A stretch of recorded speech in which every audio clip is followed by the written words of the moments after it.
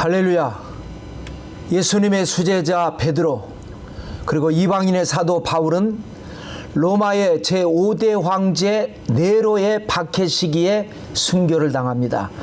베드로나 바울뿐만이 아닙니다. 많은 성도들이 이때 순교를 당했습니다.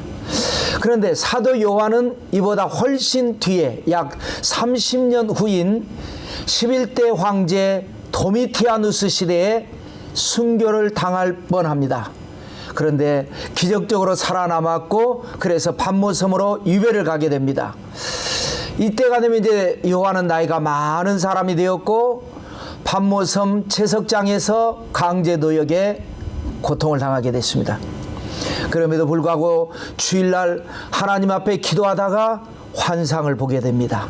그야말로 기절초풍할 깜짝 놀랄 하나님의 계시를 받았고 그것을 기록한 것이 우리가 바로 알고 있는 요한계시록입니다.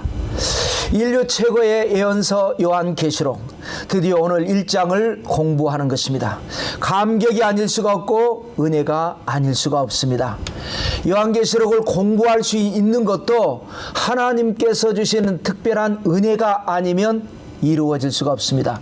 그러므로 소중한 마음을 가지고 감사의 마음을 가지고 오늘 공부에 임하시기 바랍니다. 계시록 1장은 계시를 받을 때 상황을 기록한 내용이 되겠습니다.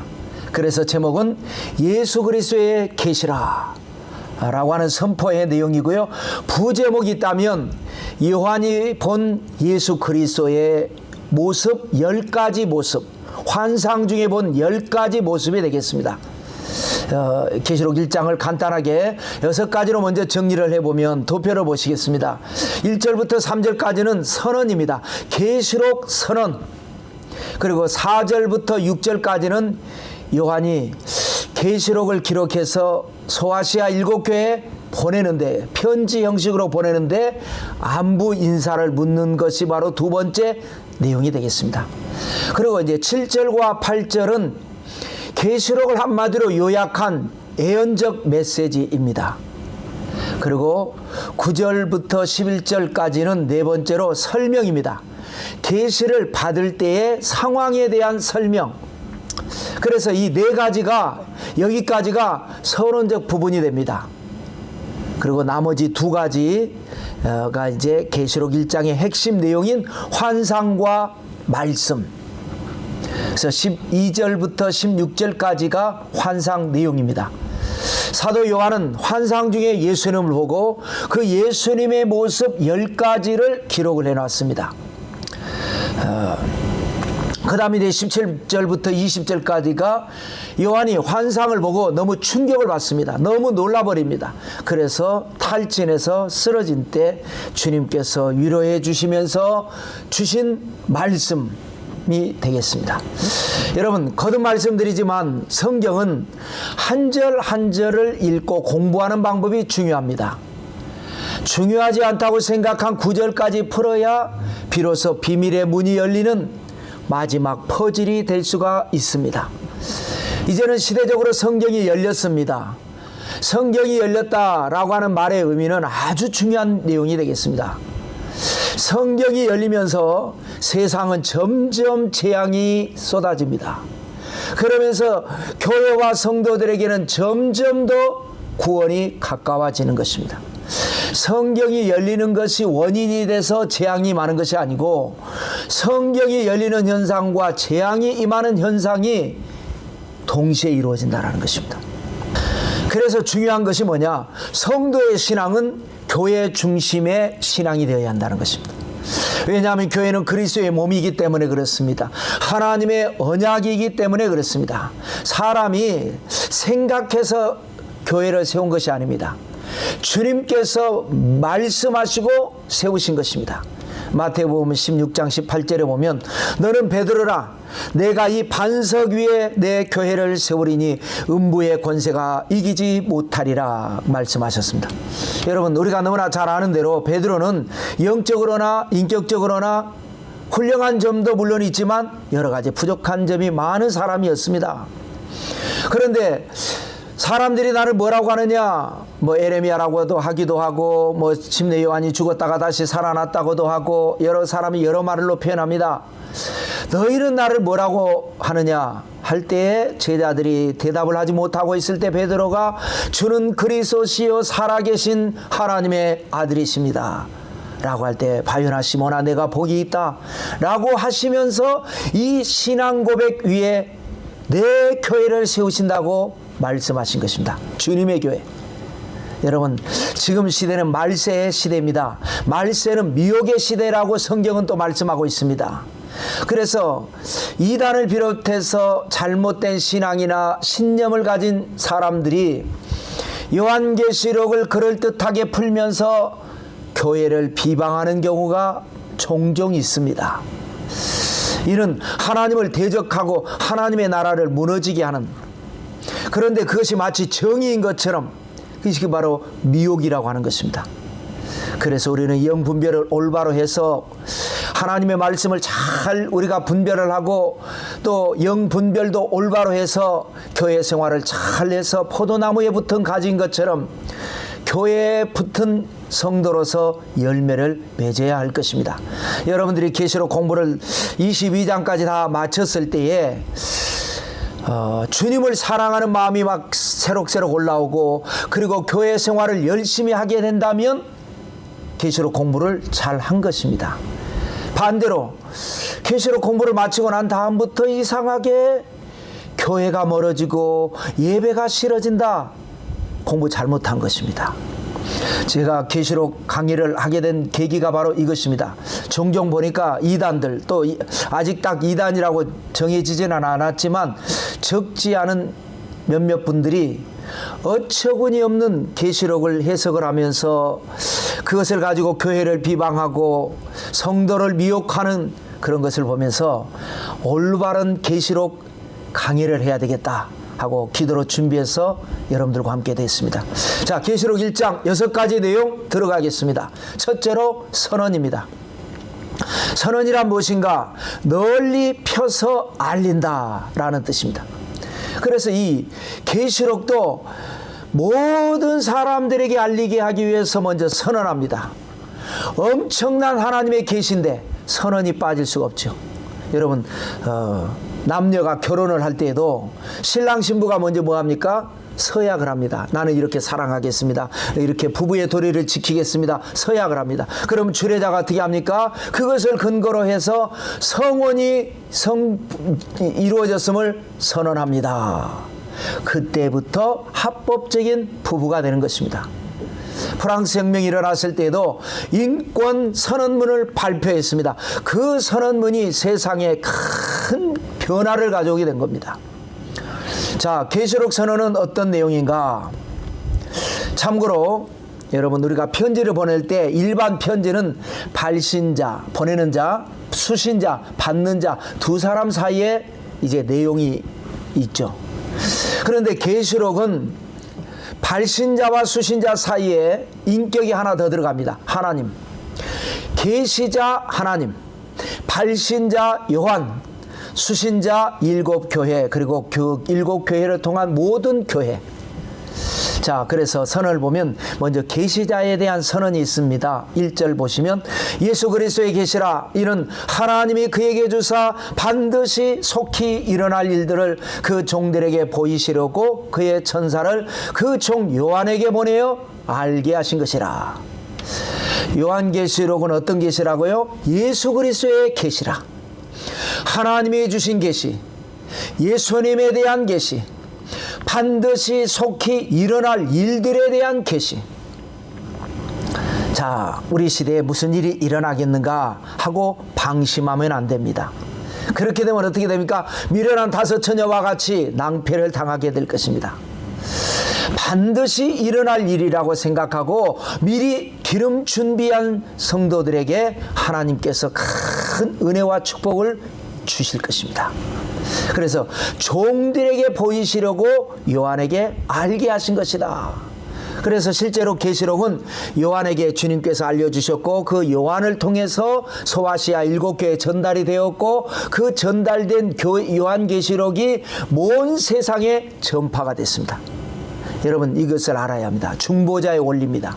하나님은 언제나 중보자를 통해서 역사하십니다. 물론 특별한 경우에 특별한 역사로 하나님이 직접 역사하실 수 있지만 그때에도 천사의 모습으로 천사라고 하는 중보자를 통해서 역사하십니다. 예수님도 하나님과 우리 사이에 중보자이십니다. 그런데 세속에 취한 유대인들이 하나님은 믿습니다. 그런데 하나님이 보내신 중보자이신 예수님을 안 믿었습니다. 그래서 예수님께서 뭐라고 말씀하십니까? 너희가 하나님을 믿느냐? 다 믿죠. 하나님을 믿으니 또 나를 믿으라. 왜? 하나님이 보내신 사람이니까. 하나님이 보내신 중보자니까. 그런데 열심히 특심인 유대인들은 하나님의 이름으로 예수님을 십자가에 못 박아 죽여버리고 말았습니다. 물론 부활하시고 승천하셨지만 오늘날에도 마찬가지입니다. 이단들의 특징이 뭐냐? 예수님을 잘 믿자고 하는 교회와 주의 종들의 말은 잘 안 믿습니다. 자기가 메시아라고 하는 이단 교주의 말은 잘 믿고 따릅니다. 이것이 바로 성경에 예언된 미혹의 역사입니다. 여러분 사람이 사기당하는 사람을 보면요, 옆에서 아무리 가족이나 친한 사람이 말해도 안 듣습니다. 사기꾼 말만 듣고 갑니다. 이단에 빠진 사람이 꼭 이와 같습니다. 미혹이 되었기 때문에 그렇습니다. 데살로니가 후서 2장 11절 12절에 보면 사도 바울이 이렇게 말합니다. 하나님이 미혹의 역사를 그들에게 보내사 거짓 것을 믿게 하셨다는 거예요. 그 이유는 뭐냐? 진리를 믿지 않고 불의를 좋아하는 모든 자들로 하여금 심판을 받게 하려 하심이라. 하나님이 미혹의 역사를 보내셔서 거짓 것을 믿게 했기 때문에 이단에 빠진 거예요. 그러니까 이단에 빠진 사람들이 하나님이 미혹의 역사를 보내셔서 그래서 우리가 이단에 빠졌으면 하나님 책임이지 우리 책임 아니다라고 할란지 모르지만 뭐라고 그랬습니까? 진리를 믿지 않고 불의를 좋아하는 자들에게 하나님은 미혹의 역사를 보내신다는 겁니다. 진리를 좋아하는 사람 성도들에게는 하나님은 미혹의 역사를 막아주십니다. 자, 그 다음에는 발신자에 대한 선언입니다. 요한이죠. 발신자는 2절입니다. 요한은 하나님의 말씀과 예수 그리스도의 증거 곧 자기가 본 것을 다 증언하였느니라. 자, 요한은 발신자 자신에 대해서 뭐라고 선언했습니까? 내가 본 것 다 증언했다라고 선언합니다. 왜냐하면 이것이 이제 요한계시록인데 요한계시록에 대한 확증입니다. 너무나 귀한 말씀인데 하나라도 빠진 것이 있으면 안 되는, 내가 하나님께 받은 것 하나라도 빠지지 않고 다 기록해서 보냈다. 여러분 사람에 따라 다르겠지만 자기가 보고 듣고 아는 것 100% 제대로 전달하는 것은 거의 불가능합니다. 그런데 요한은 내가 본 것 100% 증언했다. 성령의 역사가 있었기에 가능한 것이었다 라는 얘기입니다. 그 다음에 수신자에 대한 선언인데요, 수신자는 교회라 그랬죠. 3절입니다. 이 예언의 말씀을 읽는 자와 듣는 자와 그 가운데 기록한 것을 지키는 자는 복이 있나니 때가 가까움이라. 이것이 바로 독청수 복이라고 그랬죠. 어떤 복이라고요? 읽을 독, 읽는 자, 들을 청, 듣는 자, 지킬 수, 지키는 자가 복이 있다라는 거예요. 왜? 때가 가깝기 때문에. 여러분 깨어 있어야 합니다. 종말의 기회는 단 한 번입니다. 아직 멀었다고 방심하다가는 영원한 나락에 떨어질 수도 있습니다. 그래서 잘 듣고 잘 읽고 잘 지키면 복을 받는데 그 복이 어떤 복이라 그랬죠? 뭐 많은 복이 또 있죠. 영혼이 잘 되는 복, 범사가 잘 되는 복, 강건해지는 복, 자녀의 복, 물질의 복, 뭐 여러 가지가 있겠지만 정말 중요한 건 뭐냐? 신분이 달라지는 복입니다. 요한계시록을 통해서 은혜를 받고 믿음의 반석에 탁 서게 되면 신앙이 달라집니다. 믿음 생활이 달라져야 됩니다. 신앙의 레벨이 달라지면 구원의 레벨도 달라지고 상급도 달라지는 것입니다. 여러분 생각해 보십시오. 구원이라고 해서 다 같은 구원이 아닙니다. 평생 신앙생활 잘한 성도님이 받은 구원과 예수님 우편 강도, 물론 성경에는 우편이라는 표현은 없지만 우리가 구분하기 위해서 왼편 강도는 예수님을 조롱했는데 네가 메시아라면 우리도 구원해봐라 라고 조롱했는데, 우편 강도는 자기 친구를 꾸짖고 예수님께 요청하죠. 당신의 나라에 임하실 때에 나를 생각해 주십시오. 그 한마디에 내가 오늘 나와 함께 낙원에 있으리라 구원받은 겁니다. 그런데 상급은 다르죠. 신앙생활을 평생을 바쳐서 잘한 성도와 막판에 구원받은 성도가 구원을 받았지만 상급은 다른 겁니다. 여러분, 구약의 역사에서도 보면 바벨론에 의해서 남한국 유다가 멸망을 합니다. 그러기 전에 에레미야 선지자를 통해서 하나님께서는 이미 계시의 말씀을 주셨습니다. 왜 망하는지, 어떻게 망하는지, 망하면 어떻게 해야 하는지 말씀을 주셨습니다. 그런데 그 예언의 말씀을 듣지 않고 지키지 않고 했던 수많은 유대인들은 비참하게 노예로 끌려가서 고생을 하고 삽니다. 그런가 하면 다니엘이나 사드락과 메삭과 아벳느고와 같은 사람들은 에레미야 선지자가 전해준 하나님의 예언의 말씀을 잘 듣고 그 말씀대로 잘 지키고 말씀대로 살았습니다. 그랬더니 어떤 일이 일어났습니까? 나라가 망했는데, 노예로 끌려갔는데 노예가 아니라 왕립학교에 들어가서 관리로 등용이 되고 총리로 출세를 하고 지방장관으로 발탁이 돼서, 그래서 자기들끼리 모여서 기도하고 그래서 나라를 다시 회복시키기 위해서 힘쓰고 했었죠. 여러분, 오늘날에도 마찬가지고 앞으로 미래도 마찬가지입니다. 하나님의 말씀을 잘 읽고 듣고 지키면 홍해바다도 갈라집니다. 사막 한복판에 오아시스 터질 겁니다. 사망의 음침한 골짜기에서도 놀라운 기적은 일어나게 될 것입니다. 여러분에게 그런 은총이 있게 되시기를 축복합니다. 두 번째는 안부입니다. 선언에 이어서 이 안부도 새 인격이 등장하는데요. 먼저 발신인에 대한 안부입니다. 그러니까 발신이니까 요한 자신에 대한 이제 안부를 나누는 거죠. 4절입니다. 요한은 아시아에 있는 7 교회에 편지하노니 이제도 계시고 전에도 계셨고 장차 오실 이와 그의 보좌 앞에 있는 7 영과라고 합니다. 자, 요한 자신이기 때문에 너에게 이제 나 요한이 너에게 편지한다, 이런 정도의 인사인데, 중요한 건 뭐냐? 삼위일체 하나님으로 말미암아 편지를 쓴다라는 거예요. 내가 편지를 쓰는데 발신인이 나긴 난데 내가 쓰는 것이 아니라 성령께서, 하나님의 삼위일체로, 그래서 이제도 계시고 전에도 계셨고 성부 하나님, 영원한 자존자, 장차 오실 이 재림하실 성자 예수 그리스도, 보좌 앞에 있는 7 영, 보혜사 성령, 이런 삼위일체 하나님께서 나를 통해서 너희에게 편지를 주신다. 내가 발신자다 하면서도 자기를 드러내지 않냐는 요한. 자, 요한에 대해서 잠깐 좀 우리가 살피고 가야 되겠죠.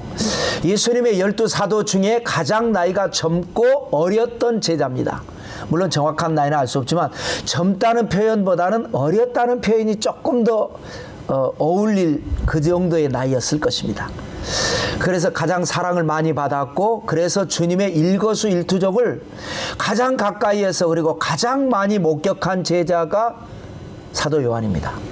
그래서 성경도 12 사도 중에서 가장 많이 기록을 합니다. 요한복음, 요한 1서, 2서, 3서, 그리고 이 요한계시록 5권을 기록한 사람이 요한입니다. 다른 사도들처럼 박해 시기에 박해를 받았지만 하나님의 특별하신 섭리로 순교는 당하지 않고 수명을 다 누리고 죽습니다. 죽을 때의 나이가 물론 정확하지 않지만 90에서 100세 정도로 추정합니다. 자, 그 다음에 이제 수신자에 대한 안부입니다. 수신자는 교회와 성도죠. 5절입니다. 또 충성된 증인으로 죽은 자들 가운데서 먼저 나시고 땅의 임금들의 머리가 되신 예수 그리스도로 말미암아 은혜와 평강이 너희에게 있기를 원하노라. 이 편지를 받는 모든 교회와 성도들에게 예수 그리스도의 은혜와 평강이 너희에게 있기를 원하노라. 여러분, 이것이 바로 인사말인데요. 우리 한국의 인사말은 어떻습니까? 안녕하십니까? 평안을 기원하죠. 중국의 인사말은 니하오로 알고 있습니다. 니는 당신, 하오는 좋은 일, 당신에게 좋은 일이 있기를. 영어는 굿모닝 그러죠. 좋은 아침입니다 라고 어떤 좋은 것을 기원을 해주는 거죠. 그런가 하면 이제 스페인어에는요, 디오스켈레 벤디가 라고 인사를 합니다. 이 디오스는 하나님의 일이 들어갑니다. 벤디가는 은혜입니다. 하나님의 은혜가 당신에게 있기를 원합니다. 그래서 가장 성경적인 인사법이 스페인어에 그래도 많이 남아있다라고 생각을 하고요. 초대교회 당시 그리스도인들의 그 인사말이 바로 이겁니다. 예수 그리스도로 말미암아 은혜와 평강이 여러분에게, 당신에게, 너희에게 있기를 원합니다.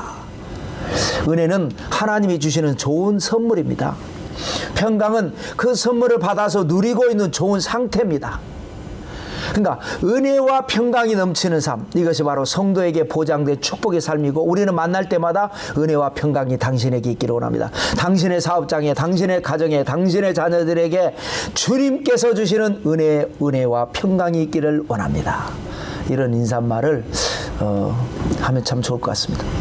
그 다음에 이제 계시자 하나님에 대한 안부도 들어갑니다. 6절입니다. 그의 아버지 하나님을 위하여 우리를 나라와 제사장으로 삼으신 그에게 영광과 능력이 세세토록 있기를 원하노라. 아멘. 예수님께, 하나님께 영광과 능력이 세세토록 있기를 원한다고 안부를 전하는 겁니다. 여러분, 우리는 하나님께, 예수님께 받으려고만 하지 드리려고 하는 경향이 없을 때가 많습니다. 여러분, 사람이 어떻습니까? 칭찬을 받으면 좋잖아요. 우리도 예수님을 칭찬해야 됩니다. 근데 칭찬이라는 것은 윗사람이 아랫사람한테 하는 거니까 우리는 신앙을 고백하는 겁니다. 여러분, 사랑받으면 좋잖아요. 우리도 주님을 사랑한다고 고백을 해야죠. 그 마음 담아서, 받고 싶은 마음 그대로 담아서 우리도 주님께 신앙을 고백하고 우리도 주님에게 사랑을 고백할 때에 하나님도 영광을 받으시는 겁니다. 사람은 받기를 원하면서 주지 않으려고 해요. 받기를 원하면 고백해야 합니다. 자, 그 다음에 보면 예수님의 어떤 모습이냐, 우리를 나라와 제사장으로 삼으신 분이다 이거예요. 그 주님께, 우리를 나라와 제사장으로 삼으신 주님께 은혜, 영광과 권세가 영원토록 세세토록 있을지어다 라고 선포한 거예요.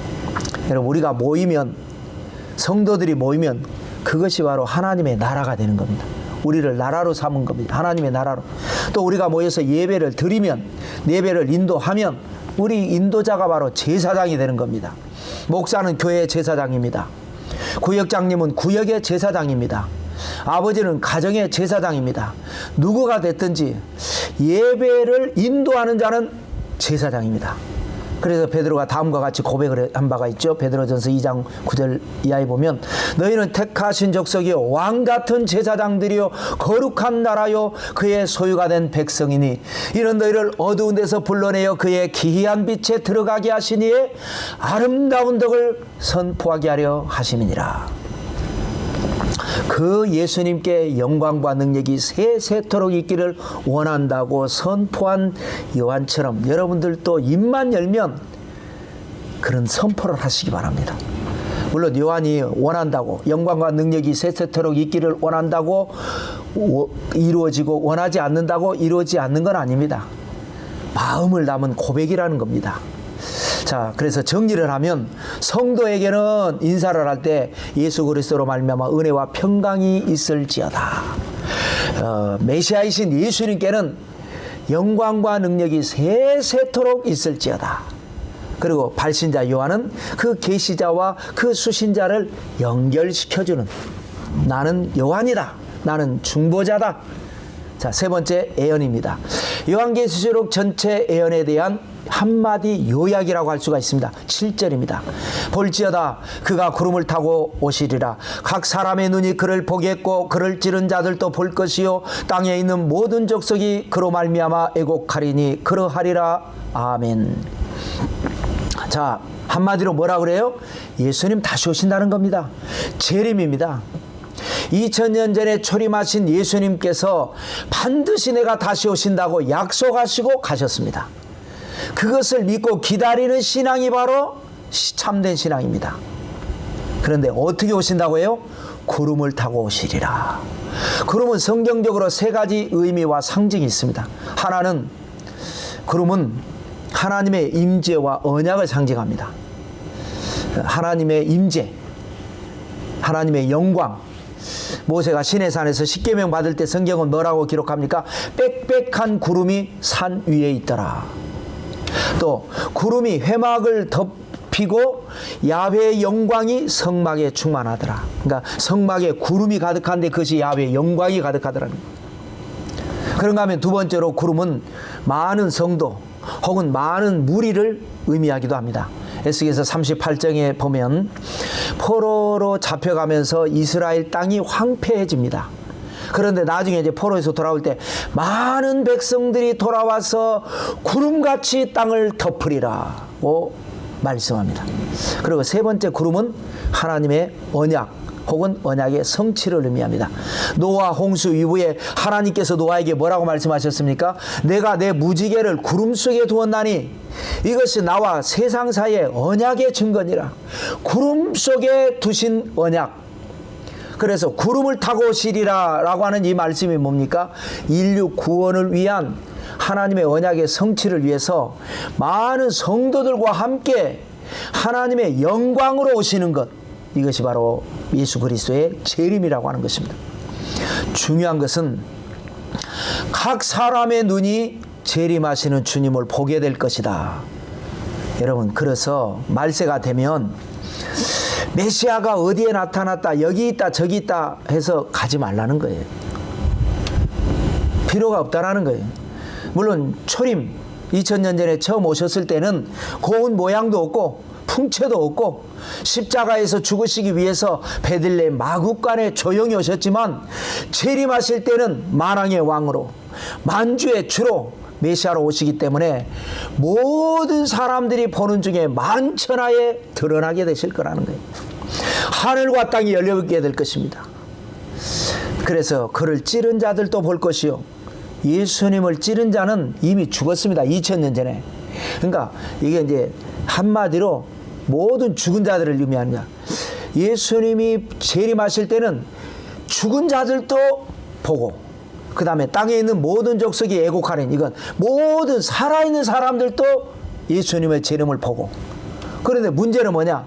애곡한다라는 거예요. 이미 구원받은 성도들은 하나님이 데려가셨기 때문에 성도들은 재림하신 예수님 보고 할렐루야 노래를 부를 텐데, 믿지 않았기 때문에 애곡합니다. 예수님을 찔렀잖아요. 핍박했기 때문에 통곡합니다. 재앙이 되는 겁니다. 그러므로 우리는 회개하고 예수님 잘 믿고 포도나무에 붙은 가지가 돼서 신앙생활 잘하고 있으면 환란이 오기 전에 휴거가 될 것입니다. 그래서 공중에서 혼인잔치를 하고 예수님 재림하실 때에 예수님과 함께 같이 오는 사람들의 반열에 서게 될 것입니다.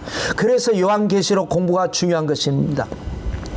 계시록 공부를 통해서 올바른 신앙을 갖게 되고, 그래서 주님의 재림이 이 애곡하는 반열이 아니라 기쁨의 반열에 서는 여러분 모두가 되시기를 축복합니다. 자, 네 번째 설명입니다. 무엇을 설명합니까?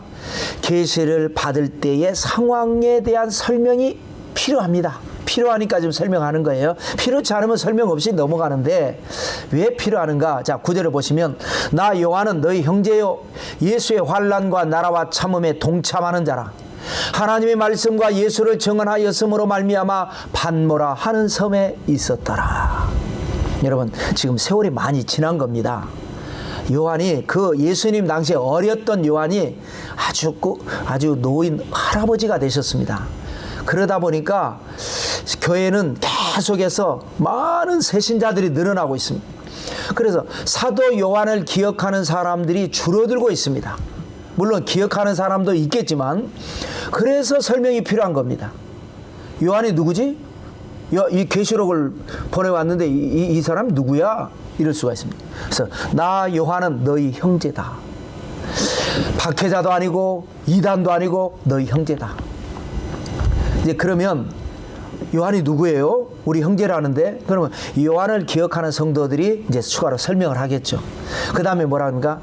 나 요한은 예수의 환난과 나라와 참음에 동참하는 자다. 대부분 교회와 성도들이 지금 박해를 받고 있는데 나도 환난을 당하고 그래서 참고 견디면서 기다리고 있는 자, 너희와 같은 자, 동질성을 여기서 설명하는 겁니다. 그 다음에 중요한 것이 뭐냐? 내가 반모 섬에 있었다. 왜냐하면 반모 섬은 그 당시에 흉악범들을 격리해서 중노동시키는 것으로 악명 높은 곳이 바로 반모라고 하는 이름을 가진 섬입니다. 그런데 사도 요한은 흉악범이 아니거든요. 그래서 설명이 필요한 겁니다. 하나님의 말씀과 예수님을 증언하는 것 때문에 내가 반모섬에 갇히고 있다가 10절입니다. 그래서 반모섬에 있는데 주의 날에 내가 성령에 감동되어 내 뒤에서 나는 나팔 소리 같은 큰 음성을 들으니, 비록 고달픈 공사 현장에서 노역을 감당하고 있지만 주의 날, 주님의 날이 되면 요한은 기도하는 겁니다. 근데 원래 이제 이 주의 날이 안식일이었죠. 그런데 안식일을 너무 지나치게 신성시 시키니까, 안식일을 지켜야 구원받는다고 하니까 하나님께서 구약에서는 안식일을 지켰는데 신약에 넘어오면서 주님께서 일요일, 주일로 바꿔버립니다. 예수님이 부활하신 날도 주일입니다. 부활하신 예수님께서 제자들을 찾아오실 때도 주일날 찾아오십니다. 오순절 마가의 다락방에 성령이 폭발하실 때에도 주일날이었습니다. 성경적으로 하나님께서 창조하시고 난 다음에 엿새 일을 하고 일회째는 쉬셨기 때문에 이때부터 안식일이라고 하는 의미가 주어진 겁니다. 그래서 엿새 일하고 하루는 쉬면서, 일회째 쉬면서 하나님을 찾고 하나님을 예배하고 하나님께 기도하는 것, 이것이 바로 안식일의 의미인데, 유대인들은 금요일입니다. 금요일, 안식일 이거 지켜야 된다. 금요일 안 지키면 안 된다. 다른 날 지키면 안 된다. 또 안식교는 토요일이다. 여러분, 그 자체는 전혀 문제가 되지 않습니다. 진리이신 하나님만이 절대 변치 않는 진리이지, 안식일은 이날 지켜도 되고 저날 지켜도 되고, 사정에 의해서 나는 일요일날 내가 못하면 나는 하루를 정해서 지키는 거죠. 그런데 우리는 지금 세계가 모든 것이 다 일요일을 쉬는 날로 됐으니까 우리가 주일 예배를 드리는 겁니다. 자, 그래서 요한이 주일날, 일요일날, 이날은 내가 주님께 예배 드려야 되는데 하고 기도하는데 갑자기 성령의 감동이 되더니 나팔소리 음성을 듣습니다. 여러분, 그래서 주일 성수가 중요합니다. 주일날 기도하니까 하나님의 나팔소리를 듣는 겁니다. 여러분들도 언젠가는 반드시 꼭 들어야 할 소리가 하나님의 나팔소리입니다. 주일 성수를 잘 하다 보면 듣는 소리가 하나님의 나팔소리입니다.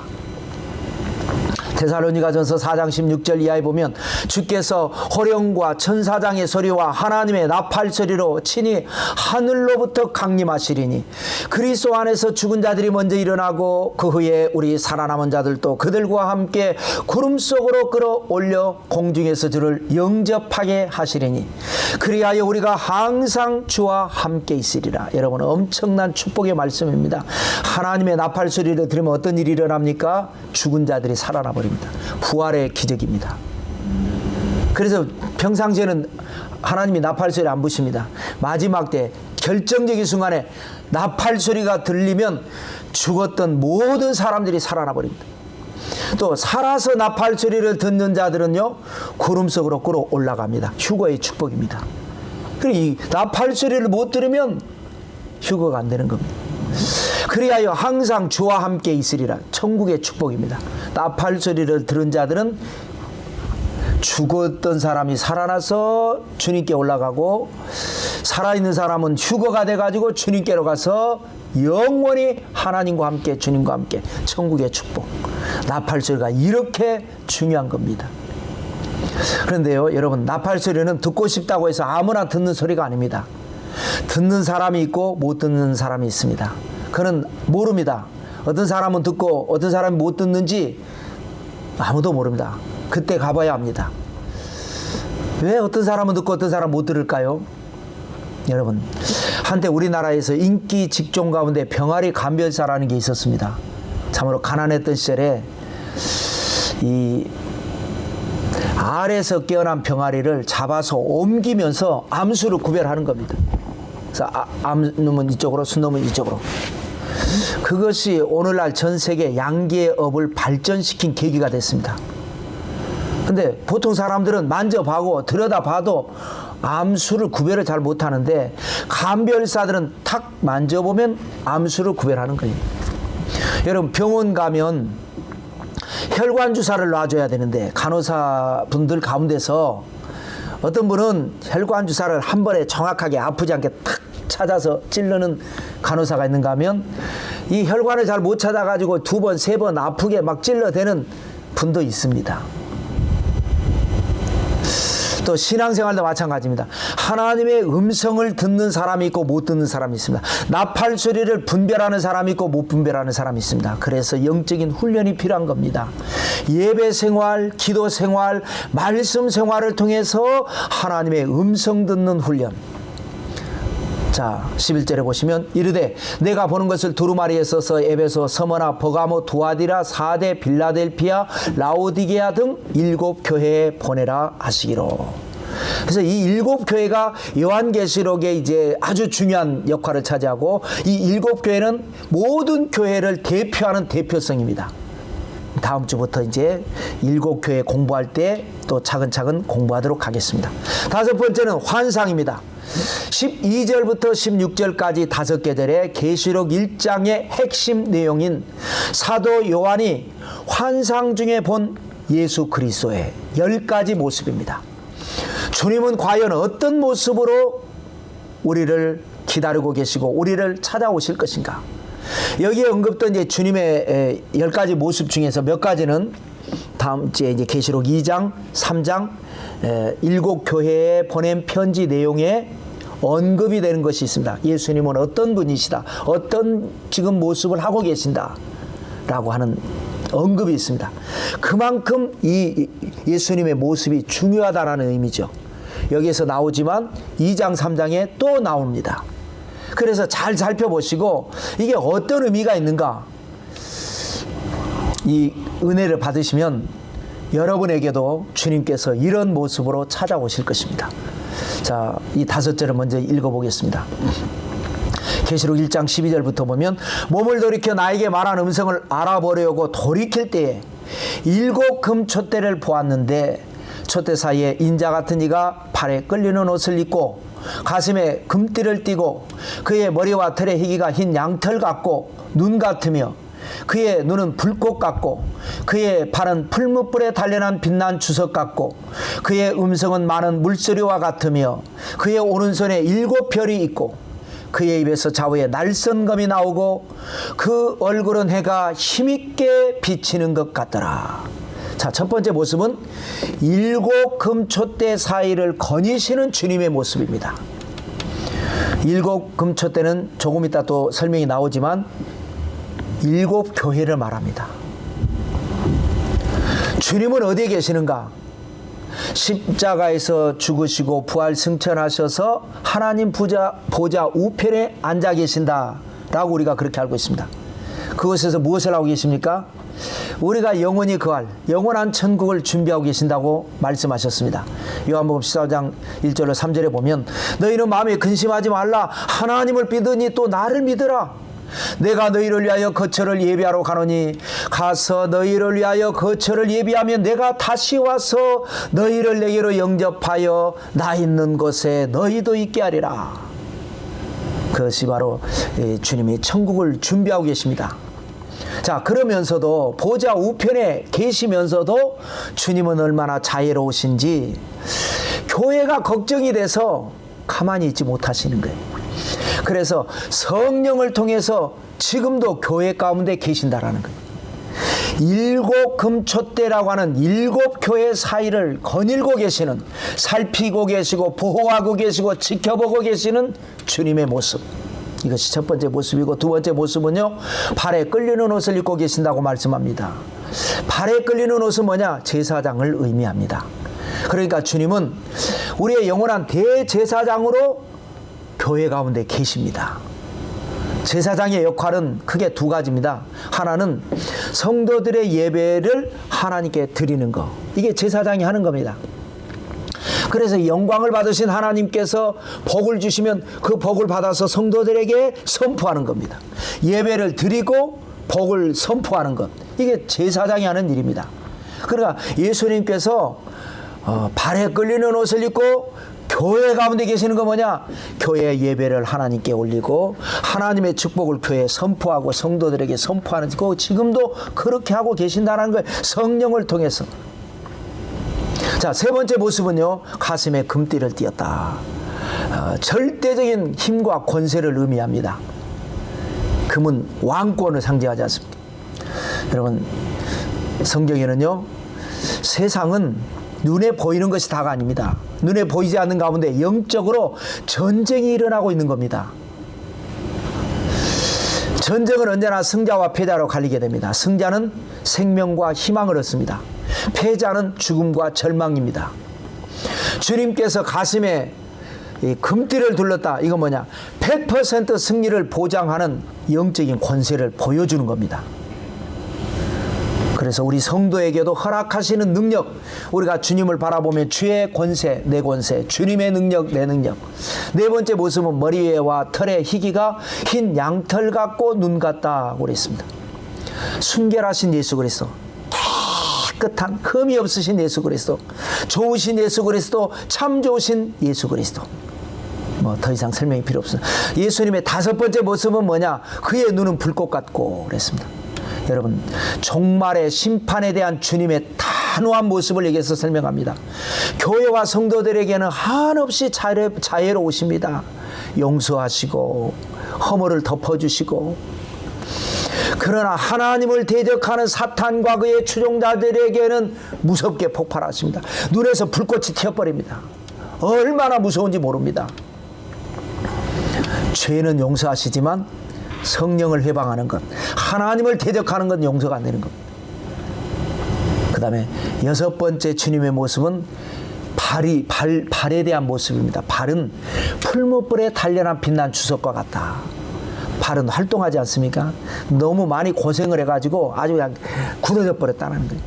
연단, 단련. 보통 단련이 아닙니다. 풀무불 단련.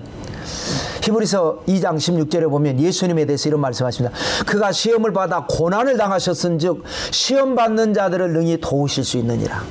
예수님께서 고난을 당하지 아니하시고 하나님으로서 우리를 구원하시려고 하면 우리는 이미 죄로 말미암아 불가능한 상태인데 도우실 수가 없는 겁니다. 그런데 주님께서 십자가에서 고난을 당하시고 이기셨기 때문에 고난 당하는 자, 시험 당하는 자들을 도우실 수 있다는 겁니다. 그래서 주님께서 우리를 위해서 십자가의 연단을 받으신 것입니다. 보통 연단이 아닙니다. 불시험을 당한 겁니다. 불도 보통 불이 아닙니다. 풀무불입니다. 7배나 뜨거운 풀무불. 그 다음에 일곱 번째 주님의 모습은 그의 음성은 많은 물소리와 같으며 그랬습니다. 여러분, 물소리, 보통 물소리가 아니고 많은 물소리. 여러분, 폭포 밑에 가면 어떻습니까? 같이 간 동행자들과 대화가 안 됩니다. 엄청난 굉음이 나오기 때문에 물소리가 얼마나 큰지 모릅니다. 그거는 어떻게 흉내를 낼 수가 없습니다. 어마어마한 소리가 들립니다. 그런데요, 그렇게 소리가 커도 시끄럽지가 않습니다. 불편하지가 않습니다. 사람의 마음을 평안하게 해주는 게 물소리입니다. 주님이 하시는 일의 능력 엄청납니다. 그런데 그 결과로 다가오는 평안함을 암시해 주는 겁니다. 여덟 번째 주님의 모습은 그의 오른손에 일곱 별이 있다. 일곱 별도 조금 이따 설명이 나오지만 일곱 교회의 주의 종들. 주님은 오른손에 무엇을 붙들고 계시느냐? 주의 종들을 붙들고 계십니다. 나의 의로운 오른손으로 너를 붙들리라. 그럼 주의 종들은 누구를 붙듭니까? 성도들을 붙들고 있습니다. 그것이 바로 목양이라고 하는 겁니다. 성도들은 또 뭘 붙듭니까? 주님을 붙들고 있는 겁니다. 그것이 신앙이라고 하는 겁니다. 그러니까 서로 붙들고 붙듭니다. 주님은 종들을 붙들고, 종들은 성도들을 붙들고, 성도들은 주님을 붙들고, 붙들린 관계가 바로 삼겹줄 신앙이라는 겁니다. 전도서 4장 12절에 개역성경으로 보면 한 사람이면 패하겠거니와 두 사람이면 능히 당하나니 삼겹줄은 쉽게 끊어지지 아니하느니라 그랬습니다. 또 마태복음 18장 20절에 보면 두세 사람이 내 이름으로 모인 곳에 나도 그들 중에 있느니라. 이런 연합신앙. 이게 자, 그 다음에 9번째 주님의 모습입니다. 그의 입에서 좌우에 날선 검이 나오고, 입에서 나오는 건 뭐예요? 말입니다. 검과 같은 말씀, 보통 검이 아니라 양날 가진 검.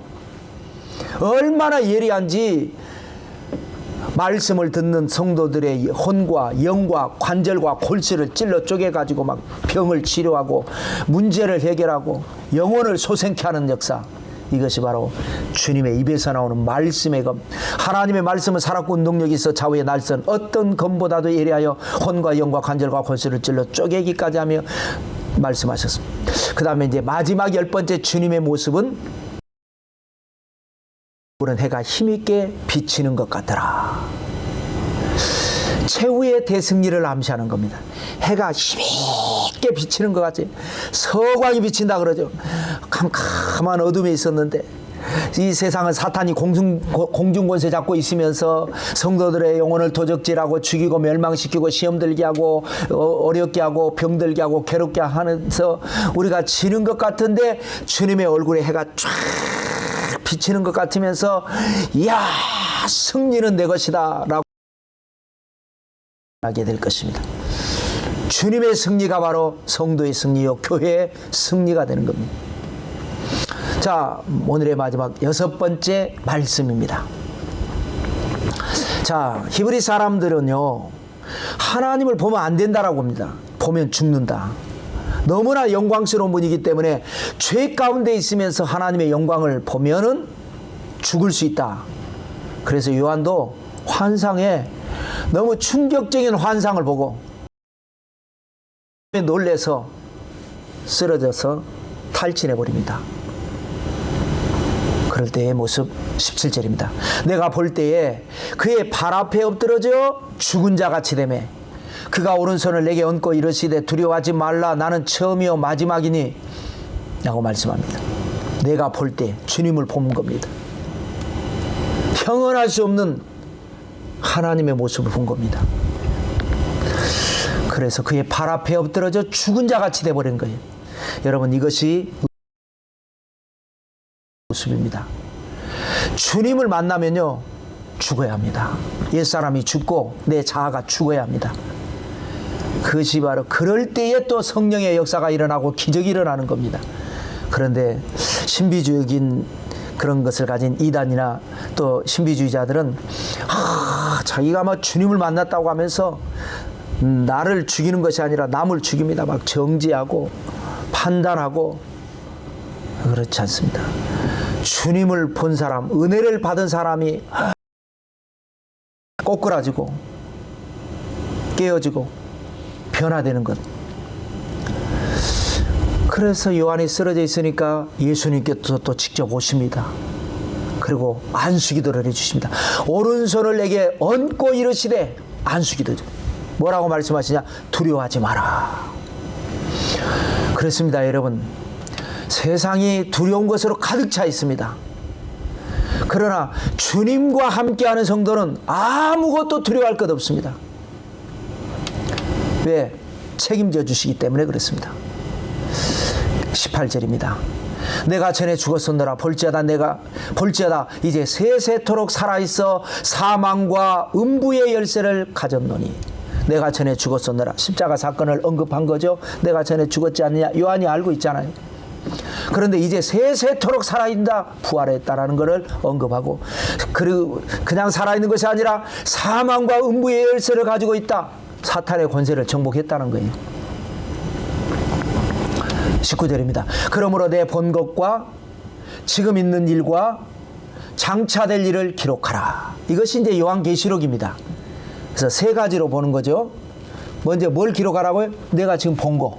이것이 요한계시록 1장입니다. 내가 지금 본 이 환상, 요거 기록해라. 그 다음에 지금 있는 일, 이게 뭐냐? 2장 3장 내용입니다. 7 교회에 보낸 편지. 너희가 잘 있느냐? 너희가 지금 뭐 이러한 일을 당하고 있지. 그러나 하나님이 너희와 함께 하실 것이다 하는 지금 있는 일, 7 교회에 보낸 내용 2장 3장. 자, 그 다음에 장차될 일을 기록하라. 계시록 4장부터 마지막 22장까지 인류 미래에 일어날 비밀에 관련된 이야기, 이것을 기록하라. 그것이 요한계시록 내용입니다. 자, 그 다음에 20절 말씀입니다. 내가 본 것은 내 오른손에 7별의 비밀과 또 7 금촛대라. 여기에서 설명이 나오죠.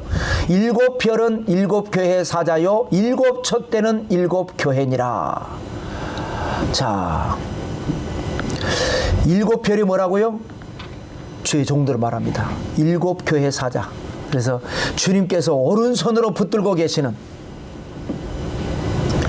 그 다음에 그래서 여러분들이 7 교회는 언제나 기억을 하셔야 되겠죠. 에서보드 사빌라 교회, 에베소 교회, 서머나 교회, 버가모 교회, 두아디라 교회, 이 네 교회에 보낸 편지가 다음 주에 공부할 계시록 2장 말씀입니다. 그 다음에 이제 사빌라, 4대 교회, 빌라델피아 교회, 라오디게아 교회, 이 세 교회가 다다음 주에 공부할 계시록 3장에 대한 내용이 되겠습니다. 자, 지금은 우리에게 없는 에베소 교회, 서머나 교회, 버가모 교회, 두아디라 교회, 4대 교회, 빌라델피아 교회, 라오디게아 교회가 지금 나와, 지금 우리와 무슨 상관이 있는가? 상관이 있습니다. 아주 밀접한 연관이 있습니다. 7 교회를 공부하면서 나의 신앙을 점검하게 되고 내가 해야 할 역할을 깨닫게 될 것입니다. 기대하시기 바라고요. 자, 그래서 7 별은 7 교회고 7 촛대는 7 교회다. 그래서 교회는 곧 성도니까 주님께서 교회 가운데 계시고 성도 가운데 계시고 죄종을 붙들고 계시고, 그것이 바로 오늘 우리 가운데 계실 것입니다. 자, 이 계시록 1장을 통해서 여러분 속에 예수 그리스도의 재림에 대한 확신을 가지고 기름 준비해서 하나님의 놀라운 은혜와 축복을 받는 여러분 모두가 되시기를 성부와 성자와 성령의 이름으로 축원합니다. 할렐루야.